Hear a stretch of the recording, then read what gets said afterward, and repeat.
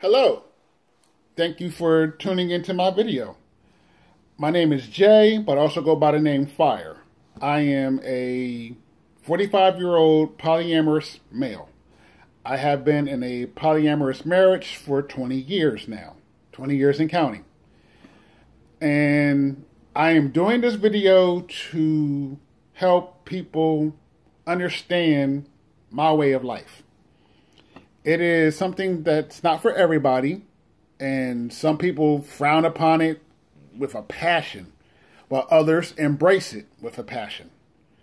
And I'm here to maybe, hopefully, help somebody through problems that may or may not arise in their polyamory life. But to understand that, I have to explain my own ups and downs of polyamory. Because it hasn't always been gravy. It hasn't always been good. I have had, a lot of hiccups, a lot of bumps in the road, emotionally, physically, financially. All that has played into account with this. So I want to walk you people through some of the stuff based off my own experiences and stuff I know. And hopefully it can help you if you have any questions. If you do have questions, feel free to, hit me up, ask me your question. I will do my best to respond and give you a good answer. If I don't know the answer, I will tell you I don't know the answer. I'm not going to fudge anything and, try to bullshit you, because that's not what I do. So, but to do this, I need to give you guys my own background so you can understand how I evolved to this point to today. As a kid growing up, I never heard of the term polyamory, polyamorous, any of the poly terms. Never heard of them. This is the 80s and early 90s. I was born in 72. So, never heard of them. And I grew up around monogamous relationships. Even as a young teenager, I knew monogamy was not me. I felt more comfortable having multiple partners. And unfortunately, a lot of those multiple partners didn't know about the other partners. And when I did come across a partner who knew I had other partners and she had other partners, me and her relationship worked out perfect. We would sit down on the phone and discuss something that she might have been having wrong with another partner. I would do the same to her. When we went out on dates, we didn't bring up the other partners too much while we were on dates. But we confided in each other, and it felt good.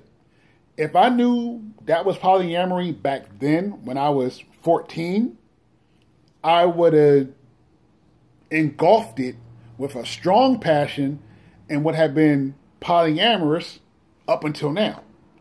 But I didn't know what it was back then. To me, I was cheating on other people with her. And 9 out of 10, I would force a relationship to end if I found myself getting too close with another partner, because that wasn't what we were trained to do. So over the years, that's how it was. And then when I met my first wife, due to, her cheating on me right before we got married, I forgave her. We got married, and a couple months into the marriage, I brought up opening up our relationship. I figured, we were mature enough, because I was 22, she was 19, and I honestly figured, okay, hey, we're mature enough to get married, we're mature enough to talk about this topic. So I was like, hey, why don't we open up the relationship? So, because with me being in the military, I'm going to be gone a lot. I'm going to be, out in the field for weeks on end. I may, go someplace for a couple months. It happens. If we open up the relationship, you can have another relationship with someone else that I'm acknowledging, and we can go from there. She blatantly told me, no, we do not want to do that. And then lo and behold, a few months later, she cheats on me again. I forgave her that time, and I took her back in, and we moved to Arizona. In Arizona, she ended up cheating on me again for a third time. But this time, after she got caught cheating, she actually moved out and left me. So I took that upon myself to, you know what? We need to get divorced. I need to start over. In the midst of being separated and starting divorce papers, I met my current wife. I met her online. We talked for a few months. I flew out to Oklahoma, where she was currently living at that point in time, and we met, got to know each other. A few months later, she moved out to Arizona, so me and her moved in together. A year later, we got married and been married happy ever since. We got married in 1999, and we've been happily married ever since. But a few months into us moving in together, one of our first and major conversations we had was how we wanted our relationship to be. And she came out up front and said, well, you know, I'm bisexual, and every now and again I may want a girlfriend. To me, her telling me that automatically said open relationship, because I knew there's going to be times where no matter how hard I tried, no matter how bad I wanted to, I would not be able to give her what she wanted because I'm not a woman. So I was like, oh, okay, cool. We can do this. This can work. Now, here's where a lot of people, when it comes to polyamory, confuse with swinging. And back in 1997, I was one of them.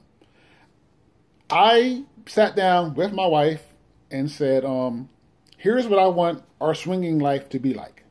I want 2, maybe 3 couples that we're close with. I mean, so close, our kids know each other. Our kids hang out.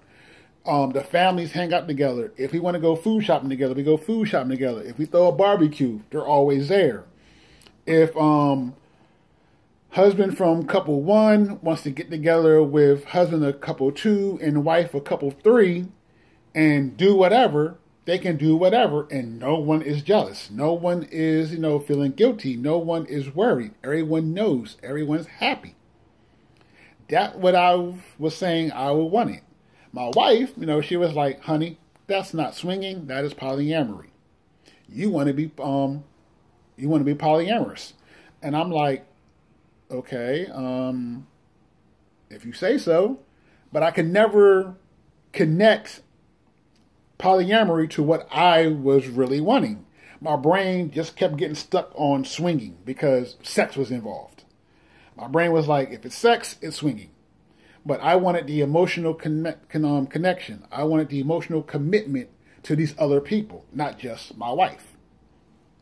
And it never dawned on me that she was actually telling me about polyamory.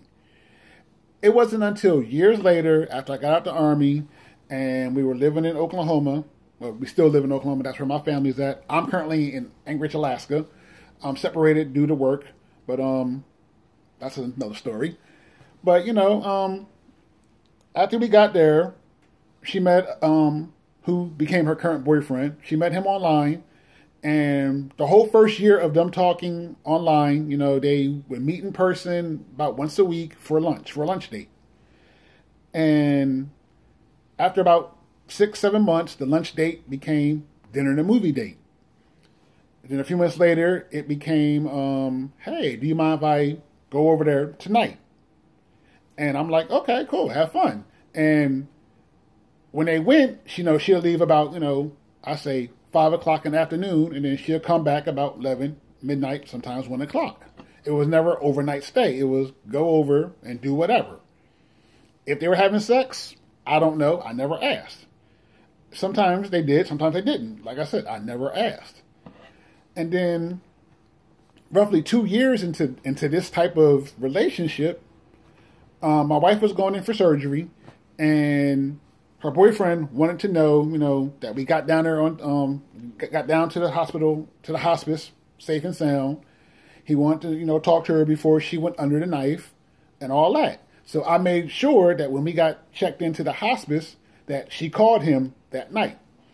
But before she called, I was like, when you talk about him, your face lights up. When you mention his name, I can see the light in your eyes just get really, really bright. You're in love. And when I talk to him on the phone, I can hear it in his voice. I can hear him say he's in love. I went, you guys are not fuck buddies. You guys are boyfriend and girlfriend. You might as well just go ahead and make it official. And we told him that very night that they were boyfriend and girlfriend. And at the same time we did that, the switch in my head clicked on from, you are polyamorous. And I knew exactly what she's been telling me all these years before. So I was like, oh, okay, so this is what polyamory feels like. So I was happy. My wife was happy. My wife's boyfriend was happy. I was in complete support of this. But a few months later, my first major bump in the road happened. And this bump in the road reflects on the number one rule that anybody in any open relationship says you have to have. Open line communication. I have been known not to communicate my feelings a lot. So in the world of polyamory, that is not a good thing at all.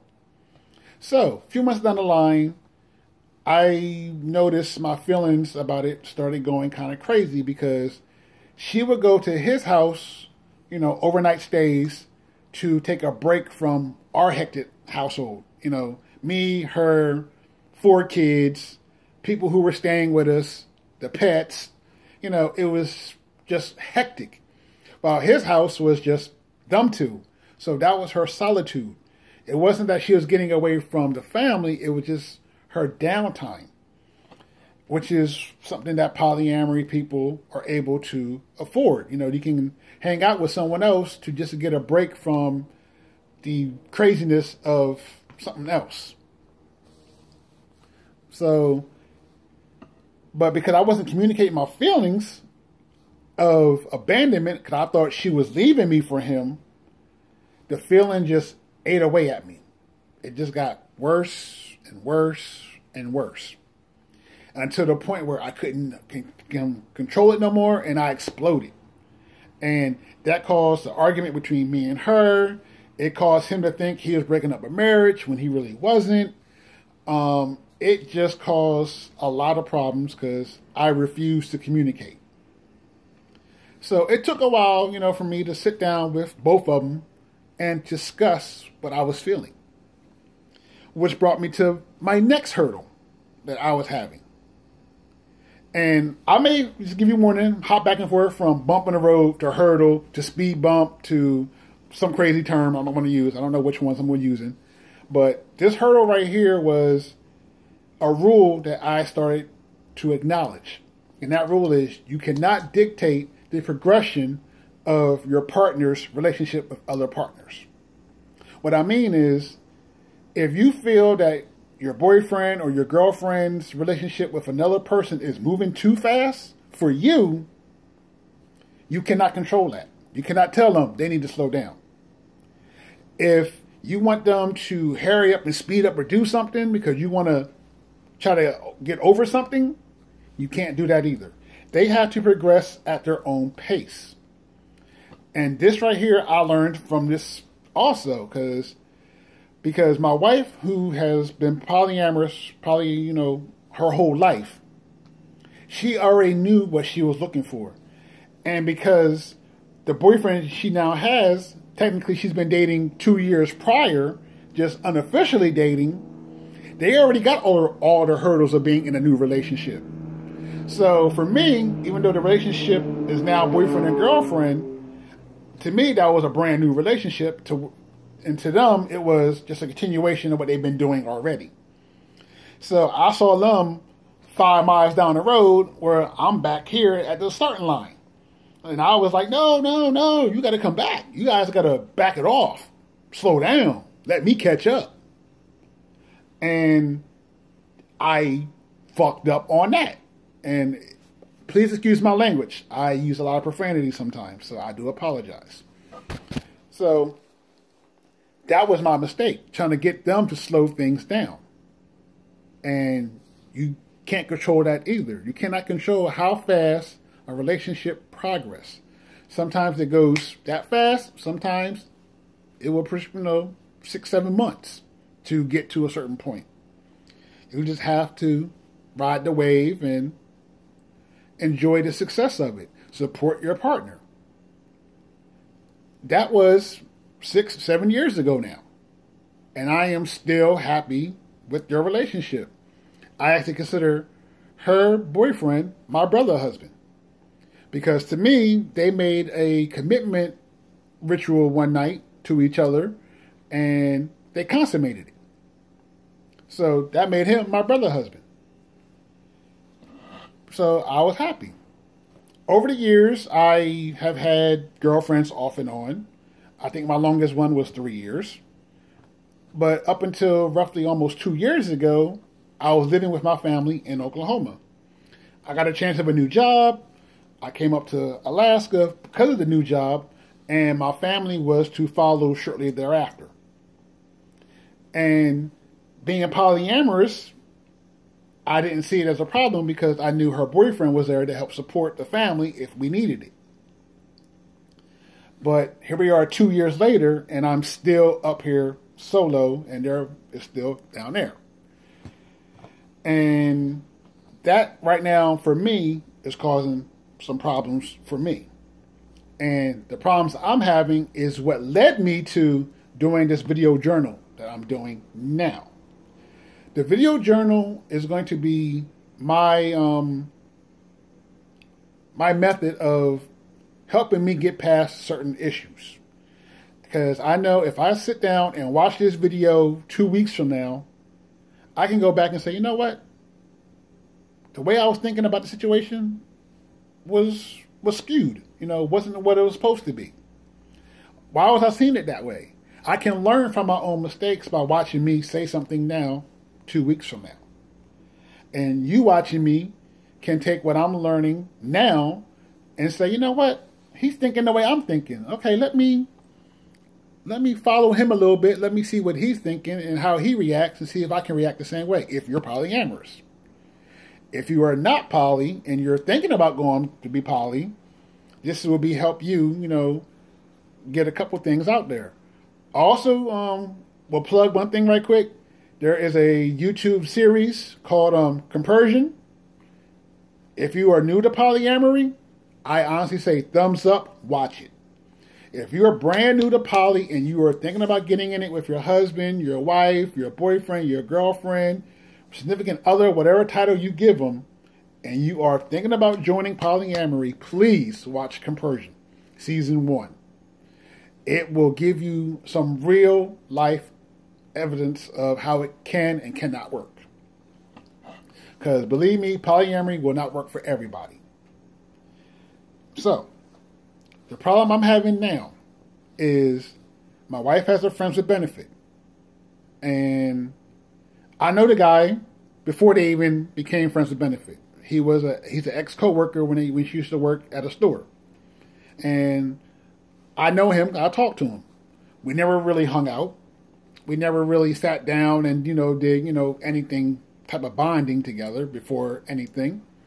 So when she told me, hey, me and him are, talking, I'm like, oh, okay, cool. They used to work together. It's cool. But then it went from talking to friends with benefit to him constantly almost being there daily. And in the world of polyamory, that should not bother me. Oh, excuse me, I apologize. And it does. And the reason it does is because I feel I'm supposed to be there doing all this for my wife, doing all this for my family. But I am 3,666 miles and 3 time zones behind my family, whereas he has easy access to them. So I hold no ill will towards him. I hold no ill will towards her. It's all internal. And this is where being poly can destroy a person. If you hold people accountable for how you are feeling without letting them know how you're feeling, you can destroy a lot of relationships. So if you're in poly and you're away from your partners and your partners are together, don't hold a grudge against them. Don't hold a grudge against yourself. Understand the situation. Review the situation. discuss the situation. That's what I'm doing now with my wife. I'm discussing how I feel. I'm trying to explain to her the visions in my head that I have. Sometimes you can't put into words your feelings. It's a contact thing. It's a context thing. It's you have to be there thing. It's abstract. That's all I can say. But you have to do your best. You have to try to stay positive.